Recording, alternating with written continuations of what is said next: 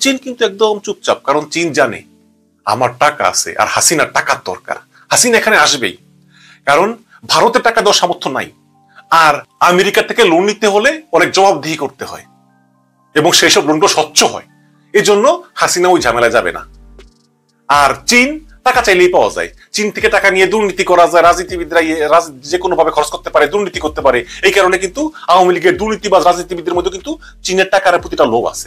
এখন শেখ হাসিনা টাকার দরকার, টাকা পাইব কই? এই জন্য শেখ হাসিনা $5 বিলিয়ন চীনের কাছ থেকে লোন চেয়ে বসলো এবং চীনও কিন্তু এই টাকাটা দিয়ে দিবে। সুতরাং চীনের প্রভাব বাড়তেছে না কমতেছে? বাড়তেছে। এখন ওই যে আমাদের কিছু কিছু ইউটিউবার বলতেছে যে বিএনপির উচিত চীনের দিকে ঝুঁকে যাওয়া। এখন বিএনপির আগে দেখি আওয়ামী লীগে চীনের দিকে বেশি বেশি করে ঝুঁকতেছে এবং ভারত আর আমেরিকার পরিকল্পনা পুরো মাঠে মারা যাচ্ছে। অথচ চীন কিন্তু হাসিনাকে টাকাও দিচ্ছে, আবার হাসিনাকে ক্ষমতা কুক্ষিগত করে রাখার, দুর্নীতি করার, স্বৈরাচার হওয়ার সুযোগও দিচ্ছে। কাজেই হাসিনার জন্য চীন প্রজেক্টই ভালো। যেহেতু ভারত এবং আমেরিকার মূল লক্ষ্যই হচ্ছে এই অঞ্চল থেকে চীনের প্রভাব কমানো, মানে বিশেষ করে বাংলাদেশ থেকে চীনের ফুটপ্রিন্টটা হ্রাস করা, প্রভাব হ্রাস করা, তো এক্ষেত্রে আমি মনে করি যে আসলে ভারত এবং আমেরিকার সামনে সুযোগ ছিল, তারা যদি শেখ হাসিনাকে চাপ দিয়ে একটা সুষ্ঠু নির্বাচনের ব্যবস্থা করে দিত, তাহলে বিএনপি ক্ষমতা এলেও কিন্তু ভারত এবং আমেরিকার সঙ্গে বেইমানি করতো না। তারা এই অঞ্চল থেকে চীনের প্রভাব হ্রাস করতে ভারত এবং আমেরিকাকে সাহায্য করত। এবং আমি এও বলেছিলাম নির্বাচনের আগে যে হাসিনাকে ক্ষমতায় টিকিয়ে রাখতে সাহায্য করা হবে ভারতের ভুল, ভারতের জন্য ক্ষতি, দীর্ঘমেয়াদী ক্ষতি। এই সামান্য স্বল্প মেয়াদী কিছু স্বার্থের জন্য এই হাসিনাকে টিকিয়ে রেখেছে।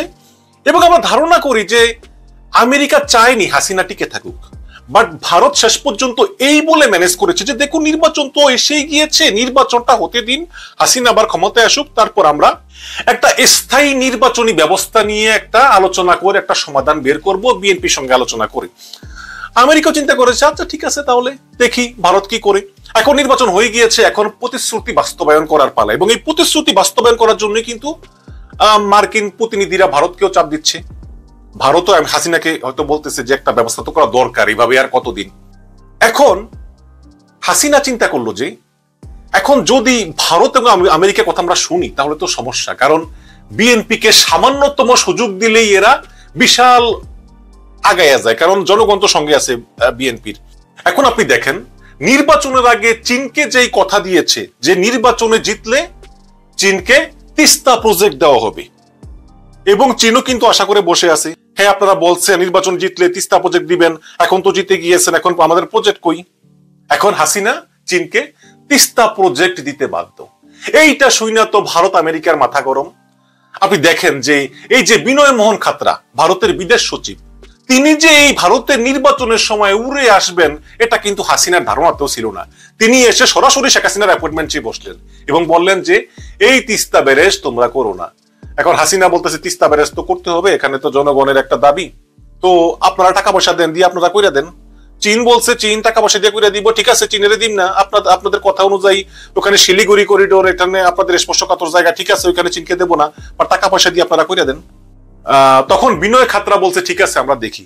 যদিও হাসান মাহমুদ বলেছে যে এটা ভারত প্রস্তাব করেছে ঋণের ব্যাপারে, কিন্তু আনন্দবাজার সত্য প্রকাশ করে দিয়েছে, আনন্দবাজার বলেছে যে না ভারত প্রস্তাব করেনি, এটা হাসিনাই প্রস্তাব করেছে। এরপর আবার উড়ে আসছেন ডোনাল্ড লু আজকে এখন ঢাকায় আছেন, তিনি সালমান ফরমানের সঙ্গে বৈঠক করবেন, তারপরে সচিব মাসুদ বিন মোমেনের সঙ্গে বৈঠক করবেন এবং হাসান মাহমুদের সঙ্গে সৌজন্য সাক্ষাৎ করবেন, নাগরিক সমাজের সঙ্গে কথা বলবেন, এই পর্যন্ত কথা আছে। কিন্তু বিএনপির কারোর সঙ্গে বৈঠক করার কথা এখন পর্যন্ত নাই, হলেও হতে পারে। কিন্তু আরেকটা খবর হচ্ছে ডোনাল্ড লু সরাসরি শেখ হাসিনার অ্যাপয়েন্টমেন্ট চেয়েছেন, কারণ তিনি শেখ হাসিনাকে কয়েকটা প্রশ্ন করতে চান। এখন বিনয় মোহন খাতরা তিনি সরাসরি শেখ হাসিনার সঙ্গে কথা বলতে পেরেছেন। আমরা আগেও দেখেছি যে ভারতীয় কূটনীতিকরা খুব সহজেই শেখ হাসিনার সাক্ষাৎ পেয়ে যান। আমেরিকার কূটনীতিকদের ক্ষেত্রে আমি জানি না শেখ হাসিনা অ্যাপয়েন্টমেন্ট দেয় কিনা, যদি অ্যাপয়েন্টমেন্ট না দেয় সেটাও হবে আরেকটা বিষয়, সেটা নিয়ে পরে আলোচনা করব। এখন মূলত বিষয় হচ্ছে যে ডোনাল্ড লু এবং বিনয় মোহন খাতরা, এই ভারত এবং আমেরিকার এই দুইজন কূটনীতিবিদ, তারা চান এই অঞ্চল থেকে চীনের ফুটপ্রিন্ট হ্রাস করতে এবং এর জন্য শেখ হাসিনাকে চাপ দিবেন। এখন আমার কথা হচ্ছে যে ডোনাল্ড লু বাংলাদেশে এসে হাসিনাকে চাপ দিবে কেন? ডোনাল্ড লু তো ভারতকে চাপ দেওয়া উচিত, যেই ভারত তোমরা বলছো যে হাসিনাকে আরেকবার ক্ষমতায় আনলে হাসিনা আমাদের কথা শুনবে, হাসিনা এই অঞ্চল থেকে চীনকে দূর করে দিবে, এখন তো তার বিপরীতটা আমরা দেখতেছি। এখন দেখেন, চীন কিন্তু লেজে খেলানো দেশ। চীনের সঙ্গে যদি টাকা দিত কোনো দেশ, সেটা যদি আমেরিকা হতো, এটা হতো। চীনেরও টাকা আছে, আমেরিকারও টাকা আছে। এখন দুইটা পরাশক্তি মুখোমুখি হতো। এখন আমেরিকা করছে কি, আমেরিকা ভারত দিয়ে চীনকে মোকাবেলা করতেছে, একদম ঘোষণা দিয়ে দিয়েছে যে অঞ্চলে আমরা রিজনাল পাওয়ার হিসেবে ভারতকে চাই। আরে ভারত আর চীন কি সমান? সমান না তো। ভারত তো চীনের সমকক্ষ না। চীন কিন্তু একদম চুপচাপ, কারণ চীন জানে আমার টাকা আছে আর হাসিনার টাকার দরকার।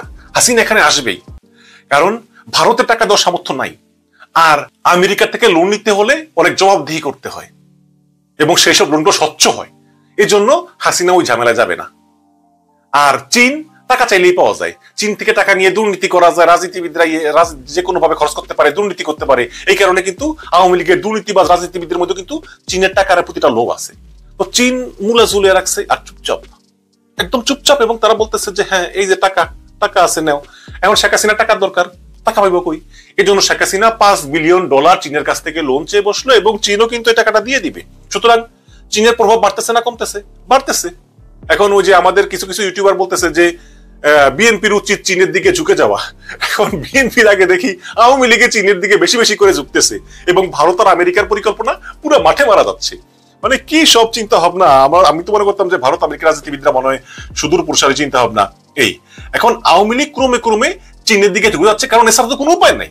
কারণ ভারতের টাকা পয়সা নাই। আর অথচ চীন কিন্তু হাসিনাকে টাকাও দিচ্ছে, আবার হাসিনাকে ক্ষমতা কুক্ষিগত করে রাখার, দুর্নীতি করার, স্বৈরাচার হওয়ার সুযোগও দিচ্ছে। কাজেই হাসিনার জন্য চীন প্রজেক্টই ভালো। আবার আর ভারত যদি আমেরিকায় কোনো কথা দিয়ে থাকে যে নির্বাচনের পরে তারা বিএনপির সঙ্গে মিলেমিশে একটা স্থায়ী নির্বাচনী ব্যবস্থা ঠিক করবে, এটা তো হাসিনার পছন্দ না। কারণ হাসিনা তো ক্ষমতা থাকতে পারবে না। হাসিনা তো ক্ষমতা থাকার দরকার, হাসিনার পরে হাসিনার মেয়ে থাকবে। যাই হোক, একটা খবর সেটা হচ্ছে আওয়ামী লীগ এবং জোট নেতাদের চীনমুখী তৎপরতা বেড়েছে। এখানে বলা হয়েছে যে ক্ষমতাসীন আওয়ামী লীগ ও 14 দলীয় জোট নেতাদের চীনমুখী তৎপরতা বেড়েছে। কয়েক বছর ধরে চীনা কমিউনিস্ট পার্টির আমন্ত্রণে চীন সফর করছেন ক্ষমতাসীন জোটের নেতারা। তবে এবার তাদের চীন সফর বেড়েছে। গত সোমবার আওয়ামী লীগের নেতা 14 দলীয় জোটের শরিকদের 9 সদস্যের একটা দল চীনে গেছেন। এটা হচ্ছে রাশেদ খান মেনন, দিলীপ বড়ুয়া এবং শিরিন আক্তার জাসদের। অন্যদিকে আওয়ামী লীগ জানিয়েছে যে 25 মে আওয়ামী লীগের সহযোগী সংগঠনগুলোর কেন্দ্রীয় নেতাদের 50 সদস্যের একটি বড় দল চীন সফরে যাবেন। এই দলটির নেতৃত্ব দিবেন স্বেচ্ছাসেবক লীগের সহসভাপতি এবং সিরাজগঞ্জ 1 আসনের সংসদ নাসিম পুত্র তানভীর শাকিল জয়। 25 জুন আওয়ামী লীগের উচ্চ পর্যায়ের আরেকটি দল চীন সফরের কথা রয়েছে। এই দলটির নেতৃত্ব দেওয়ার জন্য দায়িত্ব দেওয়া হয়েছে আওয়ামী লীগের সভাপতি মণ্ডলী সদস্য এবং গত জাতীয় সংসদ নির্বাচনের জন্য গঠিত দলের নির্বাচন পরিচালনা কমিটির কো চেয়ারম্যান কাজী জাফরুল্লাহকে। এই দলটির সদস্য সংখ্যাও 10 জনের মতো হতে পারে বলে আওয়ামী লীগের বিশ্বস্ত সূত্র জানিয়েছে। 14 দলের বামপন্থী শরিকদের চীনা কমিউনিস্ট পার্টির সঙ্গে চীনের আগে থেকে এক ঘন্টা যোগাযোগ ছিল। নিয়মিত সফর হতো। প্রধানমন্ত্রী শেখ হাসিনার নেতৃত্বে 2009 সালে মহাজোট সরকার ক্ষমতায় আসার পর আওয়ামী লীগের সঙ্গে চীনের কমিউনিস্ট পার্টির সখ্যতা বেড়েছে বলে দলটির নেতারা জানিয়েছেন। এক্ষেত্রে চীনা কমিউনিস্ট পার্টির আগ্রহী বেশি। 2012 সালের পর থেকে আওয়ামী লীগের কেন্দ্রীয় নেতারা বিভিন্ন দলে বিভক্ত হয়ে বহুবার চীন সফর করেছেন। 2019 সালের 21 মার্চ ক্ষমতাসীন আওয়ামী লীগ ও চীনা কমিউনিস্ট পার্টির মধ্যে পারস্পরিক সহযোগিতা ও সম্পর্কিত সমঝোতা স্মারক স্বাক্ষরিত হয়। আওয়ামী লীগের আমন্ত্রণে সে সময় চীনা কমিউনিস্ট পার্টি একটি প্রতিনিধি দল বাংলাদেশ সফর করেন। এই সময় প্রধানমন্ত্রী ও আওয়ামী লীগ সভাপতি শেখ হাসিনার উপস্থিতিতে চীনা কমিউনিস্ট পার্টির পক্ষে দলের আন্তর্জাতিক সম্পর্ক বিভাগের মন্ত্রী সং তাও এবং আওয়ামী লীগের পক্ষে দলটির আন্তর্জাতিক বিষয়ক সম্পাদক শাম্মী আহমেদ সমঝোতা স্মারকে সাইন করেন। বাংলা, চাইনিজ ও ইংলিশ ভাষায় এই সমঝোতা সই হয়। আবার ছাত্র যুব নেতাদের সফর 24 মে 50 সদস্যের দলটি যাচ্ছে চীনের পূর্বাঞ্চলীয় প্রদেশ ঝেজিয়াংয়ে। এর সদস্যরা মূলত ছাত্র ও যুব নেতা। চীনা কমিউনিস্ট পার্টি তাদের আমন্ত্রণে বলেছে ছাত্র যুব ও নারীদের তারা প্রশিক্ষণ দেবে, এবং এরা সবাই মহিলা আওয়ামী লীগ, যুবলীগ, স্বেচ্ছাসেবক লীগ, ছাত্রলীগ, যুব মহিলা লীগ, শ্রমিক লীগ এবং মহিলা শ্রমিক লীগের কেন্দ্রীয় নেতা। তো তারা সবাই চীনে যাবে, চীন তাদেরকে ট্রেনিং দিবে। 25 জুন জাফরুল্লাহ চৌধুরীর সঙ্গে যাবে কেন্দ্রীয় নেতারা। গত বছরের 12 মে ফারুক খানের নেতৃত্বে দুবার চীন সফর করেছেন। ইত্যাদি ইত্যাদি আরো অনেক খবর আছে, এবং সেখানে চিকিৎসাও করায়। আমি শুনেছি যে এই যে আওয়ামী লীগের যে বৃদ্ধ নেতারা আছে, এরা গেলে ওই চীনের সরকার চীনের বড় বড় ডাক্তার দিয়ে এদের শরীরের বিভিন্ন রোগ টোগ এগুলো নির্ধারণ করে দেয় আর কি। কারণ চীন জানে তো যে কার মন কিভাবে জয় করা যায়।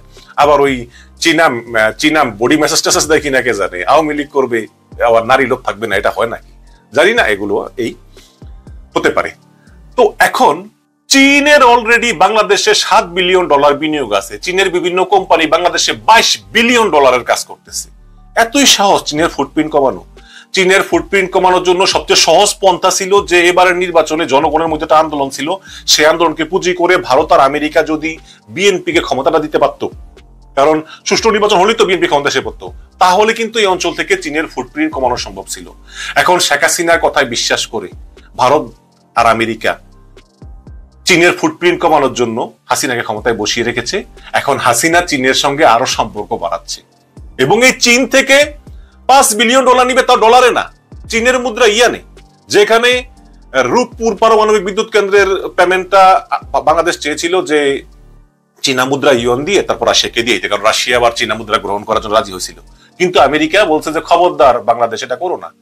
তখন বাংলাদেশ আমেরিকা চাপে করেনি, সেই বাংলাদেশ চীনের কাছ থেকে ইউয়ানে নিতেছে $5 বিলিয়ন। এটা কি আমেরিকা সহ্য করবে? করবে না। এখন রোনাল্ডো আসছেন, তিনি সালমানের ফরমের সঙ্গে বৈঠক করবেন, মূল বৈঠকটা, আবার শেখ হাসিনার সঙ্গে অ্যাপয়েন্টমেন্ট চেয়েছেন। তো আমরা দেখতেছি যে ভূরাজনীতিতে কি ঘটে। তবে আপাত দৃষ্টিতে মনে হচ্ছে যে আসলে ভারত আর আমেরিকা একটা ধরা খেয়ে যাচ্ছে চীনের কাছে, এবং শেখ হাসিনা ক্রমবর্ধমান ভাবে আস্তে আস্তে কিন্তু চীনের দিকে ঝুঁকতেছে। এই আওয়ামী লীগ তাদের এই যে পাইকারি হারে চীন সফর, এটাই কিন্তু তার প্রমাণ। বাংলাদেশ ব্যাংকে আলটিমেটাম সাংবাদিকদের। ব্যাংকিং খাতের লুটপাট, নৈরাজ্য ও অনিয়ম ধামাচাপা দিতেই বাংলাদেশ ব্যাংকে সাংবাদিকদের প্রবেশে নিষেধাজ্ঞা দেয়া হয়েছে বলে মনে করেন সাংবাদিক নেতারা।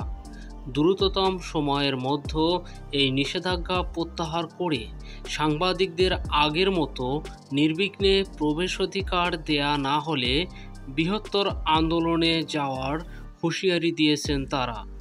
বুধবার ইআরএফ কার্যালয়ে সাংবাদিকদের প্রবেশাধিকারে বাংলাদেশ ব্যাংকের নিষেধাজ্ঞা আরোপের বিষয়ে নেতৃবৃন্দকে অবহিতকরণ শীর্ষক সভায় এসব কথা বলেন বাংলাদেশ ফেডারেল সাংবাদিক ইউনিয়ন, জাতীয় প্রেস ক্লাব, ঢাকা সাংবাদিক ইউনিয়ন ও ঢাকা রিপোর্টার্স ইউনিয়নের শীর্ষ নেতাসহ ইআরএফের সাবেক সভাপতি ও সাধারণ সম্পাদকগণ। সাংবাদিকদের নেতাদের এই অবস্থানে পূর্ণ সমর্থন জানিয়েছে সম্পাদক পরিষদ, নোয়াব ও বিএফইউজে বাংলাদেশ ফেডারেল সাংবাদিক ইউনিয়নের শীর্ষ নেতৃত্ব। ইআরএফ সভাপতি রেফায়েত উল্লাহ মৃধার সভাপতিত্বে আয়োজিত অনুষ্ঠানটি সঞ্চালনা করেন সংগঠনের সাধারণ সম্পাদক আবুল কাশেম।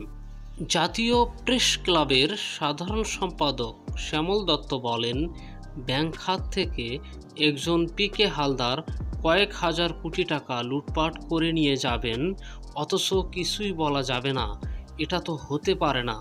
একজন ব্যক্তি 7 থেকে 8টি ব্যাংকের মালিক কিভাবে হন, প্রশ্ন রাখেন তিনি বলেন, সরকারের উন্নয়নে সহায়ক ভূমিকা পালন করে সাংবাদিকরা। সামনে বাজেট আসছে, এমন এক সময়ে কেন কেন্দ্রীয় ব্যাংকে সাংবাদিক প্রবেশে নিষেধাজ্ঞা দেওয়া হবে? হলমার্ক কেলেঙ্কারি সহ সব বড় বড় আর্থিক অনিয়মের সংবাদ প্রকাশ করে সরকারকে সহযোগিতা করেছে গণমাধ্যম। তিনি বলেন, তথ্য প্রতিমন্ত্রী মোহাম্মদ এম এ আরাফাত আমাদের বলেছেন যে তিনি সাংবাদিক প্রবেশে কেন্দ্রীয় ব্যাংকের নিষেধাজ্ঞার বিষয়টি সমাধানে কাজ করছেন। তবে আমাদেরও এ বিষয়ে শক্ত হাতে মোকাবেলা করতে হবে। সাম্প্রতিক সময়ে ব্যাংকিং খাতে যে নৈরাজ্য চলছে তারই অংশ হিসেবে সাংবাদিকদের বাংলাদেশ ব্যাংকে প্রবেশ বন্ধ করা হয়েছে। সম্মানিত প্রিয় দর্শক, এতক্ষণ ধৈর্য ধরে ভিডিওটি দেখার জন্য আপনাদেরকে অনেক অনেক ধন্যবাদ। ভিডিওটি লাইক, কমেন্ট ও বেশি বেশি শেয়ার করুন। সবাই সুস্থ থাকুন, ভালো থাকুন। আসসালামু আলাইকুম।